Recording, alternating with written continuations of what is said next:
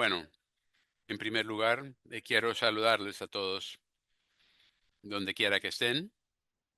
Me alegro mucho de trabar conversación con ustedes y me gustaría presentarles en primer lugar algunas de las ideas que nos mueven a hacer lo que estamos haciendo, y el propósito del Instituto Schiller.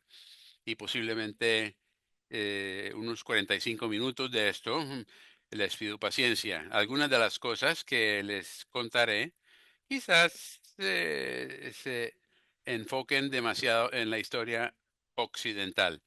Y me parece que podré aclararles por qué es así, especialmente a quienes vienen de otras partes del mundo, aparte de las Américas y Europa. Cuando pienso en esta situación estratégica, me parece que no es justo para los jóvenes del mundo, porque la generación actual lo único que ven es un lío, un enredo, y no se puede asegurar que el mundo seguirá a nuestra disposición, porque estamos al borde de una tercera guerra mundial. Cualquiera de las crisis actuales podría em, acelerarse hasta un conflicto global que sería el último, porque una guerra nuclear acabaría con todo. El mundo se encuentra en gran discordia. Hay muchas guerras en marcha y millones de personas eh, sufriendo hambre, el genocidio en Gaza, la crisis de, de la migración, la invasión de Venezuela, una guerra eh, en Irán y así sucesivamente. Así que, aunque los hechos más recientes podrían causar un módico de optimismo en vista de las conversaciones entre Putin y la delegación estadounidense en Moscú, y ayer y hoy una reunión trilateral en Abu Dhabi, podría traer una solución a la crisis de Ucrania. Pero lo más fundamental es que estamos viendo en este momento un cambio de época gigantesco en que las poblaciones del sur global están tratando de montar un nuevo sistema, una nueva arquitectura de desarrollo basada en la Carta de las Naciones Unidas y los principios el desarrollo y la seguridad, y puesto que las potencias occidentales, es decir, Estados Unidos y Europa, ni siquiera se han puesto a tener en cuenta las consecuencias del fin del colonialismo, mientras que otras organizaciones regionales, la Unión Africana, CELAC, la Unión Económica Euroasiática, son organizaciones que están dedicadas explícitamente a esto, y no están tratando no pretenden crear un bloque contra la OTAN. Es más, este nuevo orden mundial estaría abierto a todos, incluso los países de Occidente. Si, si vemos esta situación estratégica tan tensa, cuando la solución sería tan fácil, porque todo lo que se requiere es que entre Europa y los Estados Unidos se decida sustituir el conflicto, la confrontación con la cooperación, y cooperación con la mayoría global. El resto sería fácil, porque yo sé, por una eh, larga trayectoria de conversaciones con Eurasia, Asia, África, que si Occidente quisiera cooperar, sería recibido de brazos abiertos. Por esto se necesita un movimiento de juventudes, porque estoy convencida de que si hubiese un movimiento juvenil fuerte, internacional, con miles y miles de jóvenes en los países del sur global, querría decir que se tiene que ajustar el orden mundial, se tiene que adoptar un nuevo paradigma para todos los países. Esta es la voz que no se podría desoír, no sería posible ignorar este momento de la historia mundial. Ahora, el occidente colectivo, que como les digo, está muy dividido. Cada uno de estos países está en una crisis existencial profunda. Y el motivo es que cuando terminó la Guerra Fría, en vez de crear un nuevo orden de paz para el siglo XXI, que habíamos propuesto muy activamente en el movimiento larouchista, del movimiento de Lyndon LaRouche, especialmente los americanos decidieron establecer un orden unipolar y el historiador americano Francis Fukuyama declaró que la historia había llegado a su fin. ¿Y qué quería decir? El fin de la historia, que esencialmente el mundo entero quedaría supeditado al modelo neoliberal de economía. Ahora esta quizás es el error de cálculo más monumental de todos los tiempos, porque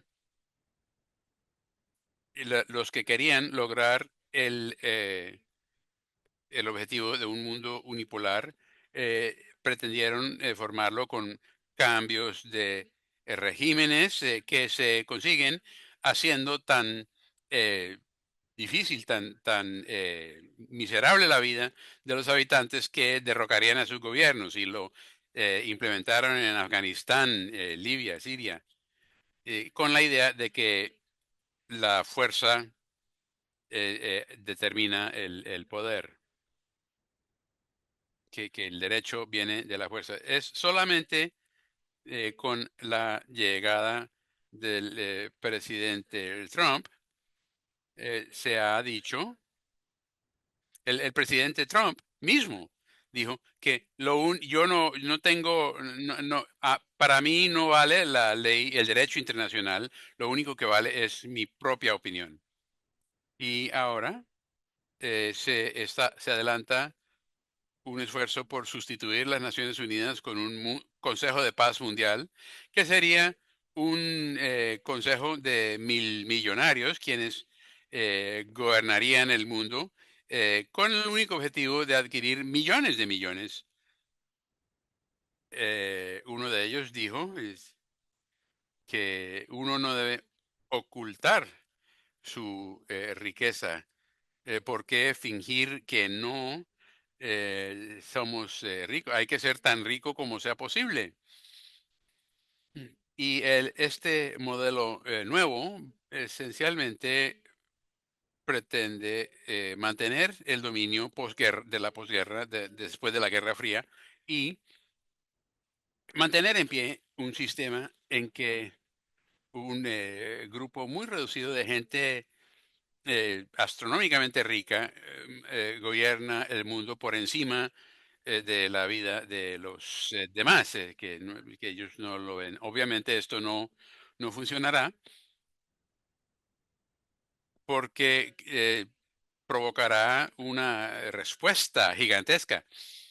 La población, los pueblos de la mayoría global tienen ahora por primera vez la oportunidad de poner fin al orden colonial imperial, especialmente con el apoyo de China, que ha llevado a cabo el máximo milagro económico de la historia. Y ahora con China, la economía más moderna, más potente, la locomotora de la economía mundial.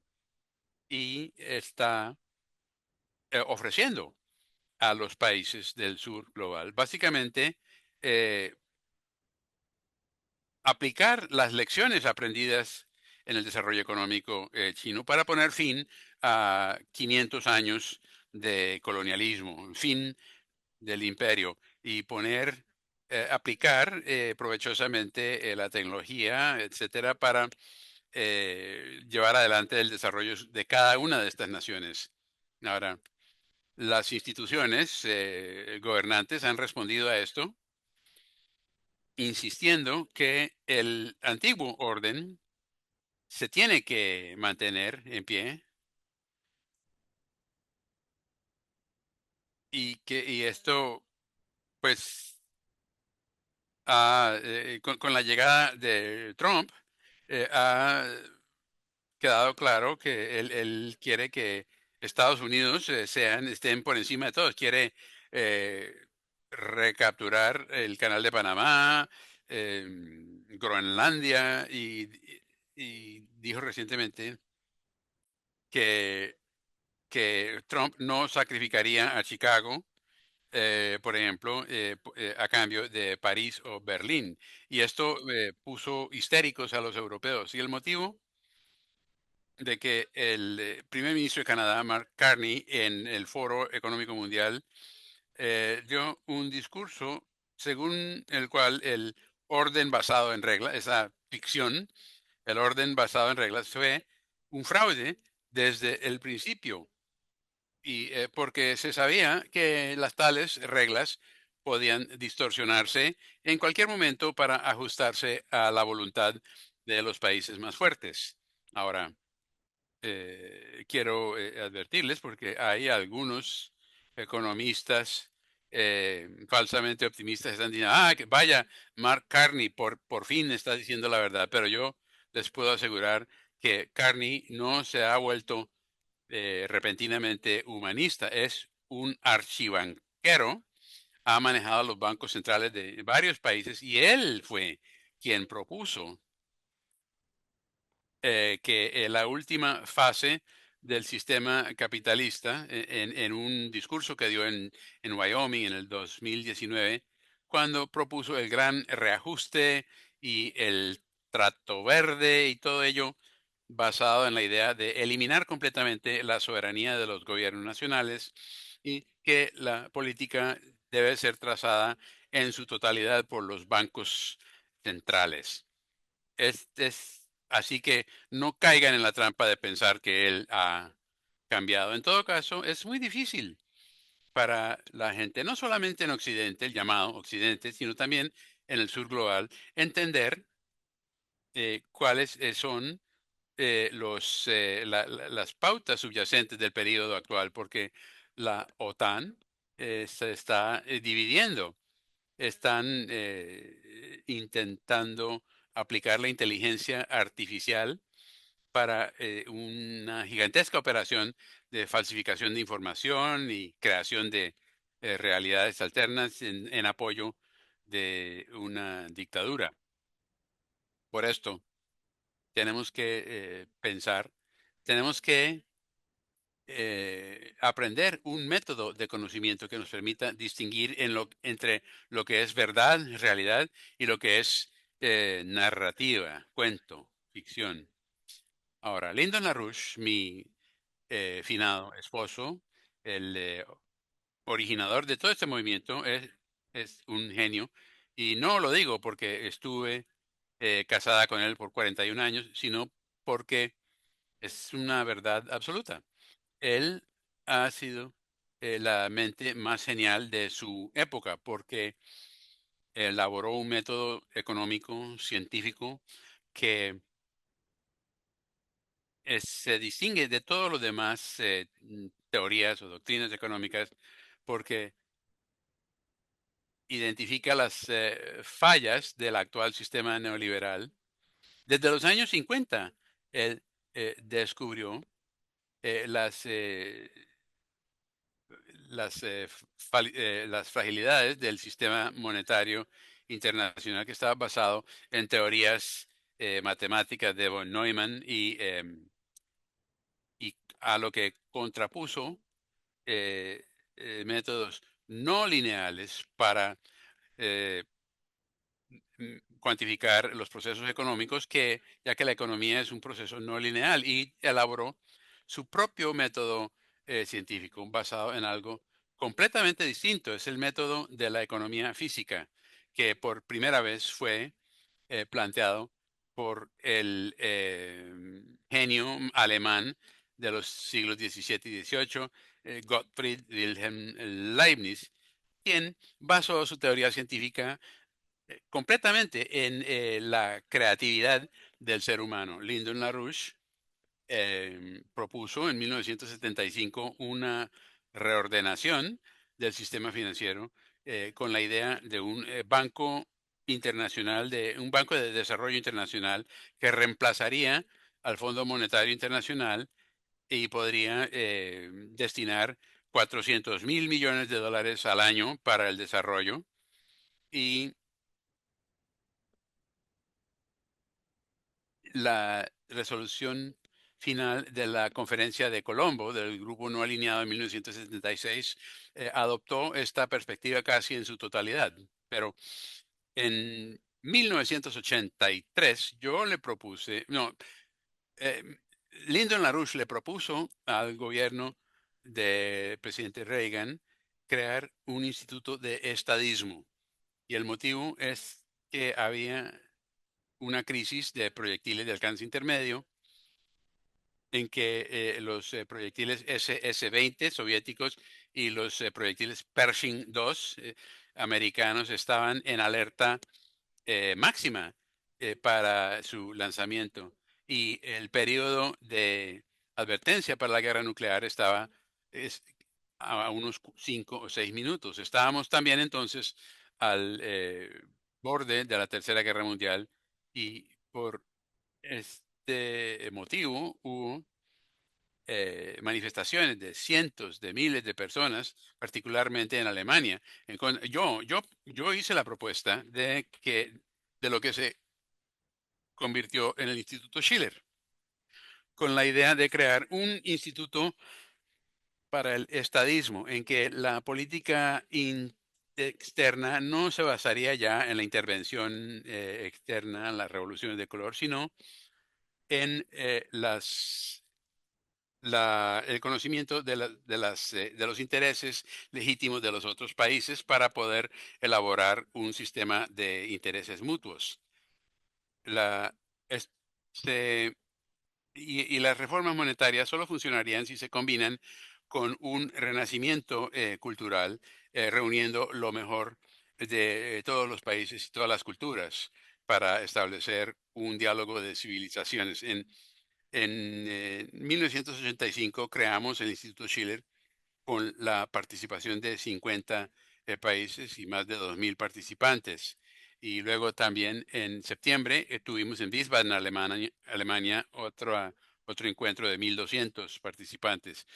Y cuando nos preguntamos cuáles eran las bases para el Instituto Schiller y estudié ampliamente los documentos de muchas organizaciones y concluí que el mejor documento que serviría de base para nuestro movimiento era la Declaración de Independencia de los Estados Unidos. Quizás ya la conocen, pero pasaré a leerles sus apartes más relevantes.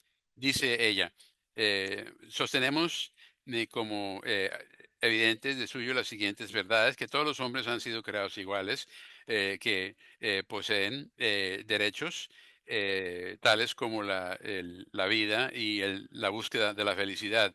Y para asegurar estos derechos se instituyen gobiernos entre los hombres para eh, hacer su voluntad. Cuando quiera que un gobierno eh, deje de cumplir este requisito, corresponde a la voluntad del pueblo sustituirlo y crear, hay una pausa,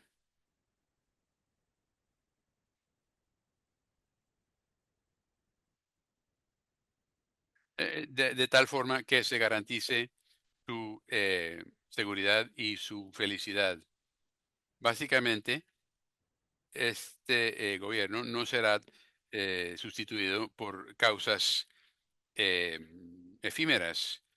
Todo esto ilustra que que la humanidad está más dispuesta a sufrir que a abolir las formas a las que están acostumbrados. Pero una larga historia de abusos y explotación despierta un deseo de abolirlos y eliminar el despotismo, y es el deber del pueblo, em, despojar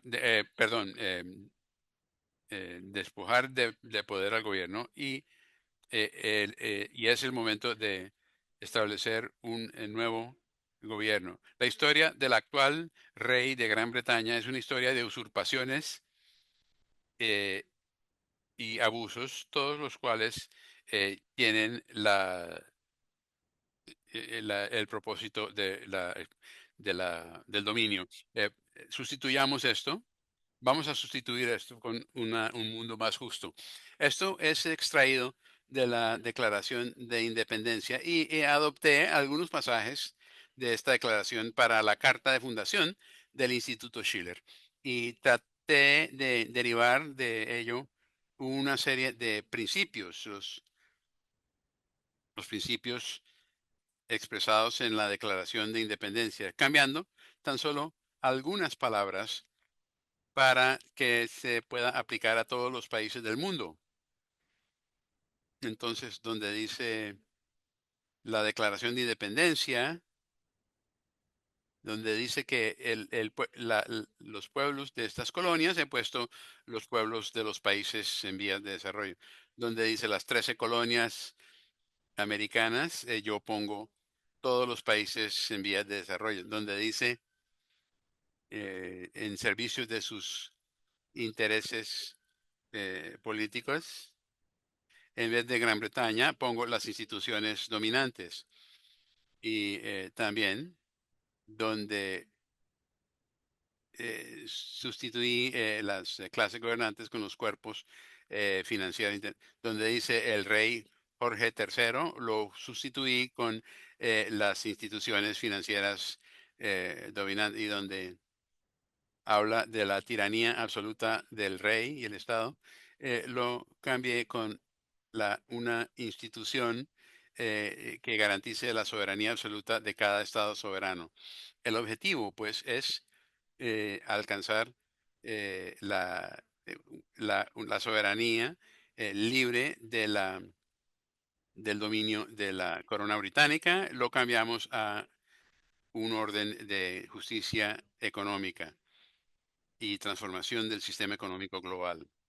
Luego, básicamente, donde dice firmantes de los representantes de los Estados Unidos de América, pusimos firmado por los pueblos del mundo y aplicado no a los ciudadanos de nuestro país, sino a toda la humanidad, a los pueblos de todas las naciones. Esta es, pues, obviamente pondremos a su disposición el texto editado. Y si ustedes comparan la Declaración de Independencia de los Estados Unidos y la Carta de Fundación del Instituto Schiller, verán que con la sola excepción de unas 8 frases o formulaciones, es idéntica en cuanto a su aplicación a todos los países. Y lo hice así por dos motivos. Uno, para que los americanos entiendan que lo que ellos consideran sus propios derechos humanos son también derechos de todos los demás países del mundo y también para que le quede claro a los pueblos de otras naciones que pueden también compartir con Estados Unidos lo que desean, su creencia, sus convicciones.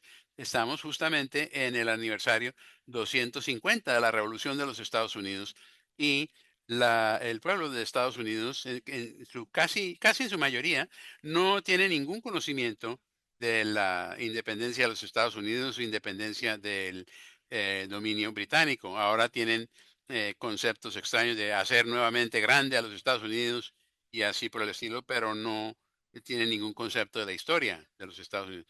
No es coincidencia que el presidente Nehru, presidente Sukarno y el presidente Zhou Enlai, que fueron los primeros exponentes del movimiento no alineado del Asia en 1955, coincidieron en que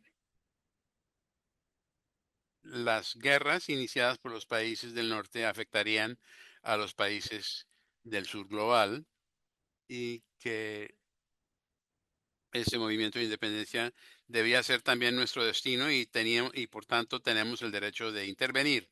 Tenemos que convencer a los estadounidenses de que regresen a sus principios anteriores. Y también basado en el hecho de que la guerra revolucionaria de Estados Unidos fue la primera guerra anticolonialista de la historia y esto cobra especial importancia este año por ser el aniversario 250 de la independencia de los Estados Unidos y el movimiento laruchista y el Instituto Schiller se disponen a celebrar este aniversario de una reeducando a los estadounidenses sobre su verdadero origen histórico. Y yo sugeriría que hagamos lo mismo en muchos países donde se pueda llevar adelante la conversación sobre lo que deberían ser los Estados Unidos en vez de lo que se están convirtiendo. Esto se puede entonces aplicar como palanca para transformar la manera en que los estadounidenses comunes y corrientes piensan sobre sí mismos y el resto del mundo. Ahora, permítanme hablar un poco sobre cómo entender este concepto de todos los gobiernos del mundo, porque el conflicto principal de la civilización occidental, y obviamente, desafortunadamente, esto cubre no solamente Europa y los Estados Unidos, sino también los países que han sido colonizados por las potencias coloniales. Y la principal diferencia que hay que ver es la diferencia entre el modelo oligárquico y el modelo republicano. Friedrich Schiller eh, escribió una obra especialmente revolucionaria que se llama Las leyes de Solón y Licurgo, y donde él plantea básicamente que la Grecia clásica antigua consiste en la esencia de Solón, el modelo del Estado ciudad. Es un modelo en que, según el rey Solón, el propósito del Estado es el, el bienestar de todas las personas, de su desarrollo y bienestar. Y esto se contrapone al modelo espartano, que es el modelo de la oligarquía. Les leeré algunos fragmentos escritos por Solón, porque él desde entonces ya planteaba la idea de una moratoria a la deuda. Es el primer ejemplo histórico que conocemos de que la deuda se puede cancelar y algunas de estas ideas son, por ejemplo, él dice, nuestras ciudades nunca perecerán por el peso de los importantes, sino por la avaricia de sus ciudadanos nobles y sus seguidores, porque no saben cómo eh, contener su riqueza ni evitar el abandono. En cambio, ningún hombre que se enriquece jamás dice, basta ya, suficiente. Quien tiene mucho quiere más. Por tanto, se tiene que fijar un lindero, un límite para que la ley sea igual para todos. Ahora, Schiller contrasta esta idea hermosa de la ciudad-estado con el desarrollo moral de la población. Lo contrasta con Esparta y dice, a primera vista todo parece muy bonito, todo funciona muy bien, pero si observamos más de cerca, nos damos cuenta de que todo se sacrifica en aras de la élite oligarca que tiene un derecho absoluto de matar a sus esclavos, o como le llamaban entonces, ilotas, y también, obviamente, dice, este movimiento, este modelo oligárquico es lo que se tiene que rechazar. Y tengan en cuenta que Benjamín Netanyahu después del 7 de octubre del 2023, con el ataque al kibutz, él dijo, somos los nuevos espartanos, somos super espartanos. Ahora, hasta el siglo XV, todos los tipos de gobierno en Europa eran oligárquicos. Esto significaba que el Estado solamente obedecía a los intereses de la élite gobernante y solamente con el Renacimiento italiano se llegó en Italia, Francia, por primera vez a la idea de que el bien común era el factor determinante del estadismo y la participación ciudadana en la vida urbana contribuía al desarrollo de la ciencia y la tecnología. Y el otro documento que he encontrado em, constatando que la ciencia y la tecnología es la, la condición del progreso humano, fue un gran pensador del siglo XV, el cardenal Nicolás de Cusa, donde él define el papel de la ciencia y la tecnología en términos del bienestar de la población. Este fue un paso importante en el avance del conocimiento, cuando la gente pudo darse cuenta de que el progreso en la ciencia y la tecnología es cómo se mejora la vida de los seres humanos. Pero, y esta fue, y el fundamento científico de la economía física lo dio Godofredo Leibniz en 1600, que vivió entre 1648 y 1716. Mm, eh, Quería leerles, después de la discusión de hoy, uno de los documentos que bien puede llamarse uno de los documentos fundadores de la economía física y se titula Sobre el establecimiento de una sociedad alemana para la promoción de la ciencia y el desarrollo. Y nos pronuncia el título original de esta obra en latín. Eso fue en 1671. Básicamente, se trata de la visión de crear una institución científica de asociaciones centrales de académicos, tales como la Academia de Ciencia de París, también la Academia de Ciencias de Londres, para fomentar la tecnología, la ciencia y el arte, básicamente de manera sistemática y también organizar intercambios entre los académicos y las instituciones académicas, con un énfasis central en la utilidad práctica y no tanto el debate académico. Es un modelo de progreso económico basado en la innovación tecnológica y las mejoras sociales en honor de todas las personas que han llevado a cabo descubrimientos. Y quería unificar a todas las escuelas, quería unir a Alemania, que en ese momento consistía en 700 y tantas unidades. Eh, Quería salvar esa brecha creando una asociación unificada de ciencias. Leibniz batalló por 30 años hasta que esta idea se hizo realidad con la Academia Real de Ciencias, que se fundó en los años 1700 en Berlín, con ayuda también del rey Federico I, rey de Prusia.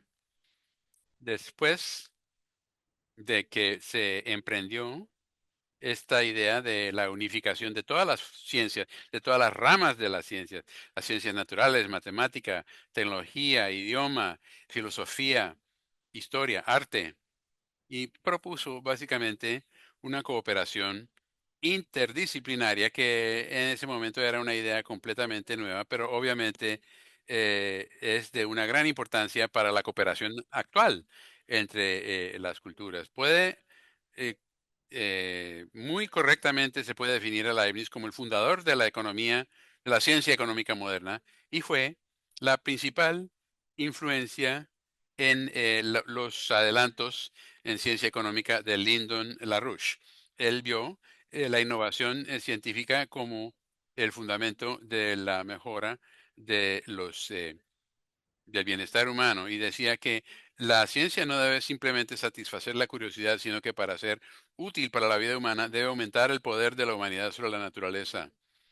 Exigimos una auténtica búsqueda de solución de problemas en la ciencia, en la medicina, y decía que ningún individuo puede por sí solo resolverlo todo, pero con la cooperación de todos, la especie humana puede conseguir cualquier cosa. Y por tanto, decía, a través de la ciencia, el hombre obtiene em, poder sobre la naturaleza, no mediante la violencia, sino mediante el entendimiento de sus principios, de su naturaleza. El método económico de LaRouche, basado tanto en Leibniz como en el sistema americano de economía, muy a distinción del sistema británico, sobre lo cual también escribió mucho el economista alemán Friedrich List.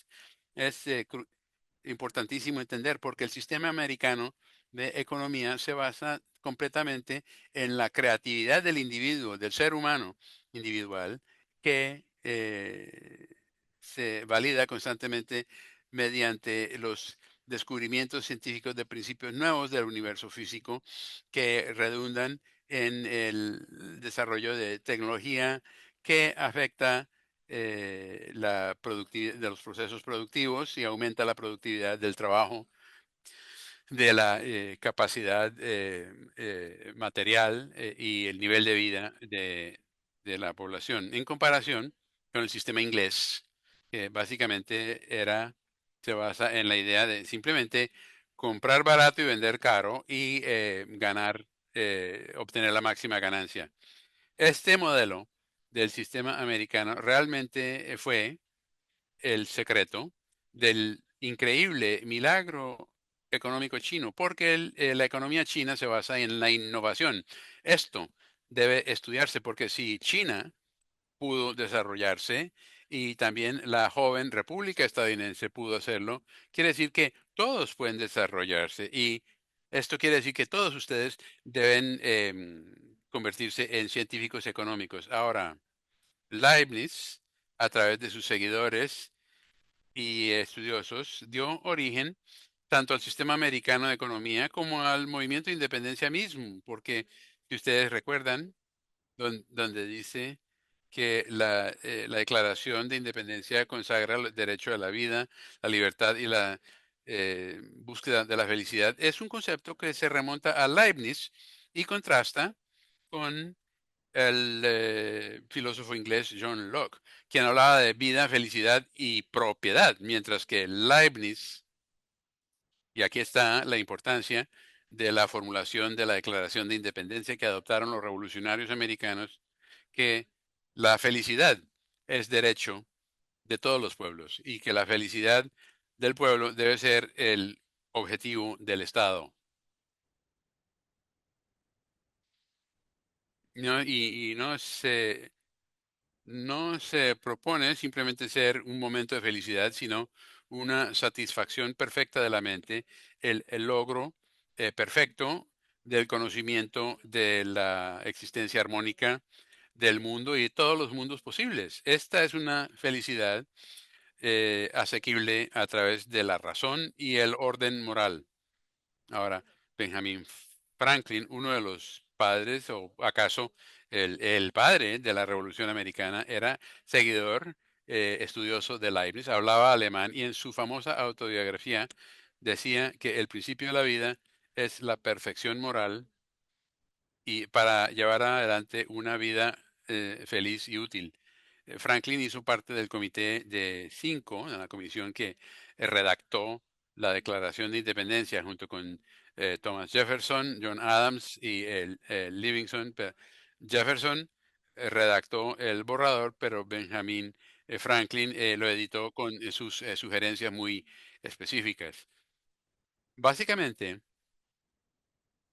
Benjamin Franklin también fomentó la obra de Confucio. Él consideraba que las enseñanzas morales de Confucio eran de la misma calidad que el cristianismo y publicó en 1737 en Pensilvania una obra que se llamaba de los principios morales de Confucio, donde decía que el conocimiento del imperio de la razón proviene de la conciencia del verdadero Dios. Y decía que el hombre sabio busca no brillar, sino ser útil.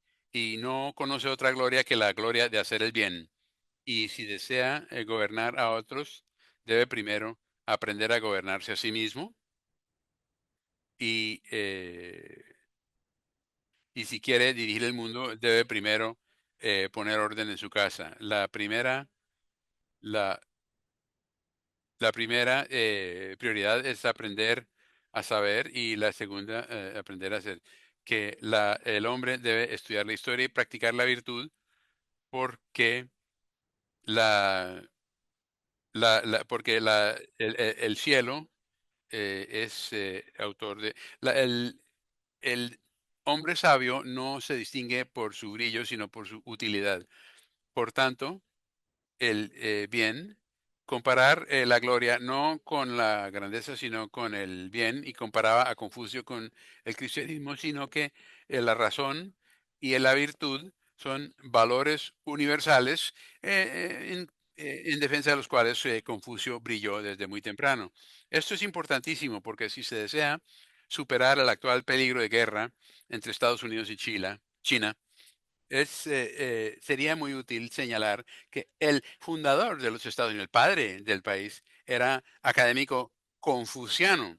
eh, eh, con- y esto debería eh, orientar el diálogo entre el presidente Trump y el presidente Xi Jinping, ojalá en abril. Este debería ser un tema de la conversación y la gente si se empieza a tratar este tema entre la gente del mundo, los presidentes también tendrán que abordarlo. Ahora, ¿cuál es el mensaje?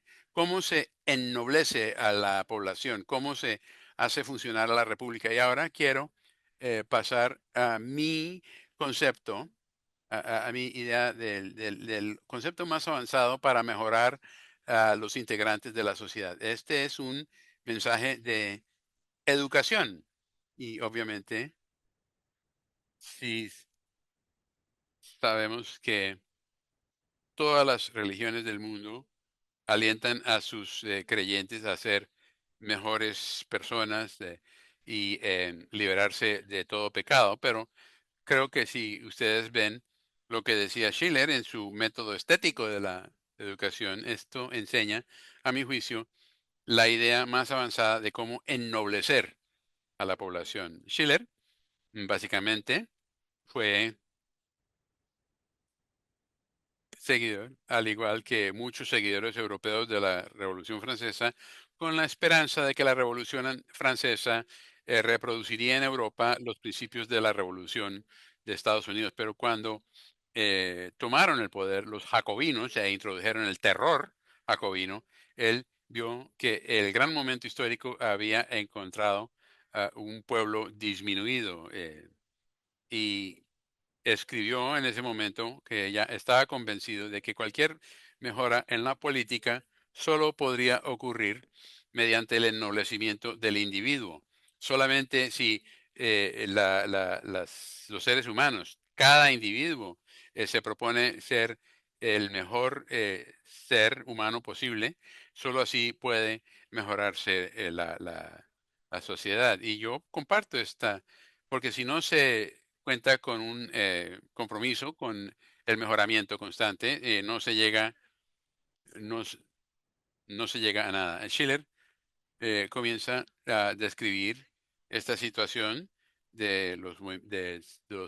con las condiciones de su época que se parecían a lo que experimentamos hoy. En su séptima carta dijo que el hombre eh, se hunde en la anarquía. ¿Cuál es el drama del momento actual?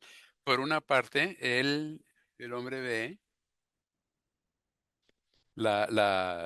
el un estado descarriado. Las condiciones más extremas de la degeneración humana pues se ven en ambos periodos.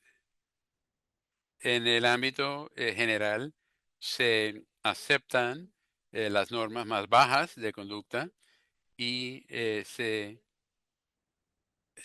y aplican el máximo furor al servicio de sus instintos más bajos. Esta condición de la humanidad se refleja en la condición del Estado.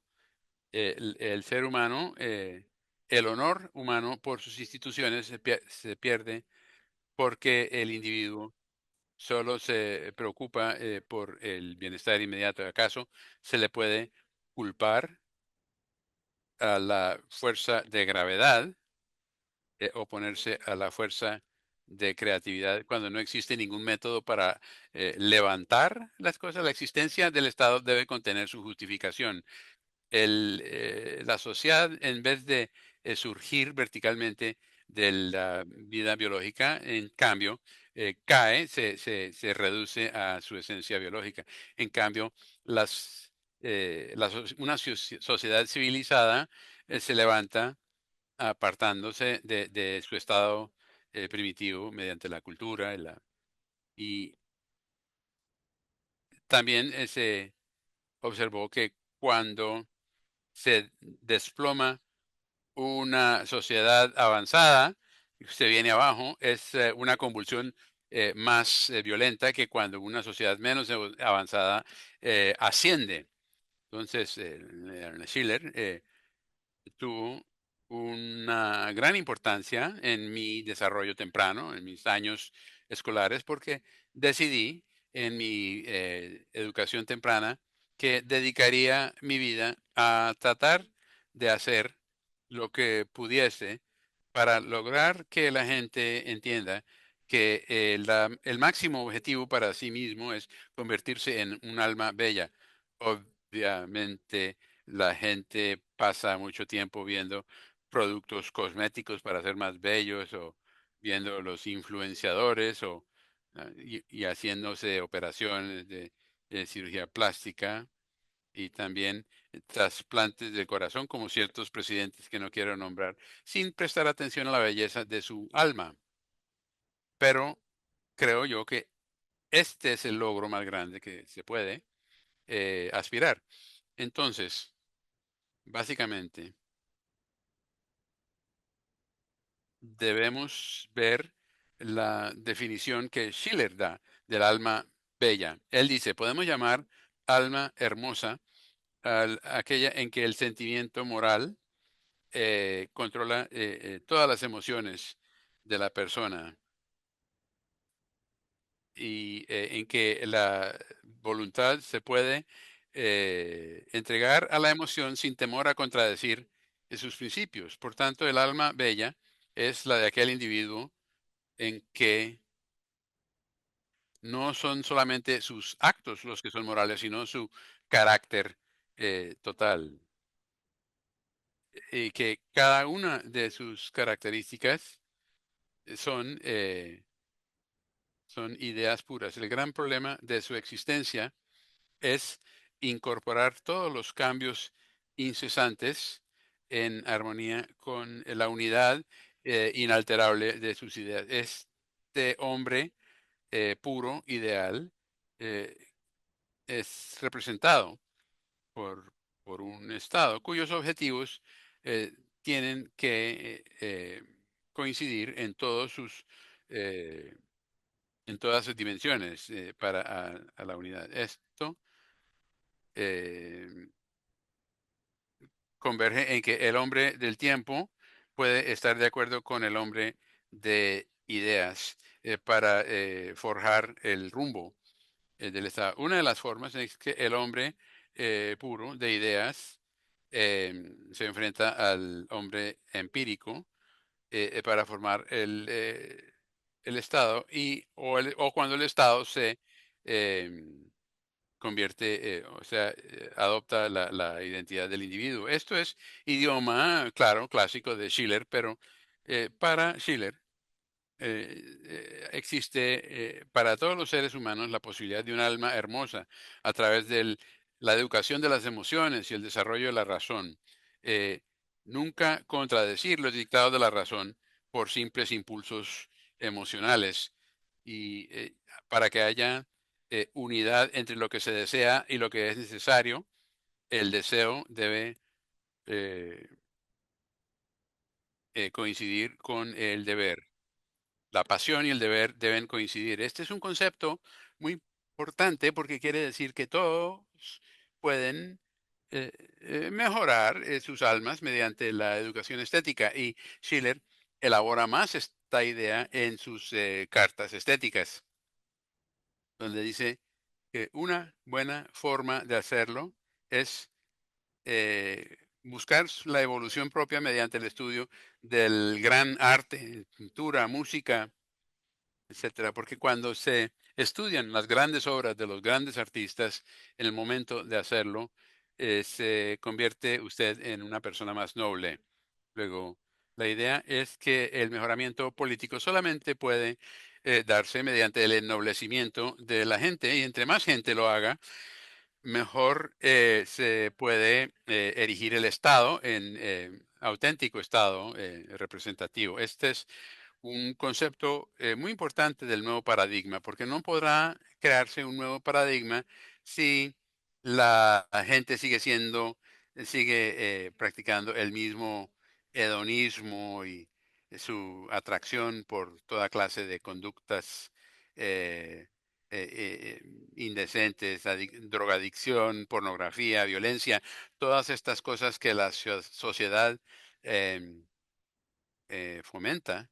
Tenemos que librarnos de todo esto, limpiar, por así decirlo, nuestras computadoras y convertirnos en almas nobles. Y la manera de hacerlo es mediante la educación estética y la acción política correcta. Ahora, Schiller también dice que el asunto más importante de su momento era lo que él llamaba en una palabra en alemán que significa falta de empatía. La palabra alemana quiere decir algo más que empatía, o sea, tener la mente abierta, tener una mente capaz de eh, admitir al mundo entero. Y para esto tiene que haber se tiene que partir del punto de vista del humor.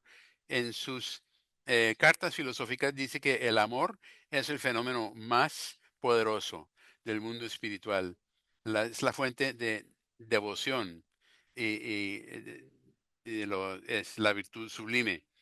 Si el amor es reflejo del poder único original y es la expresión de la perfección mediante la permutación eh, la, de la existencia humana. Entonces, cuando amo, me enriquezco con todo aquello que amo. Por tanto, de alguna manera, así se resuelve, para resolver la nueva crisis existencial y establecer el nuevo paradigma, el paradigma no puede ser simplemente algunos cambios técnicos en cuanto a gobernanza, soberanía, relaciones internacionales, sino que se requiere un, eh, un renacimiento de la humanidad. La humanidad tiene que aprender a cultivar un amor, casi un amor tierno por la humanidad. Tenemos que cultivar una cultura contraria al concepto dominante actual de que el poder hace la fuerza.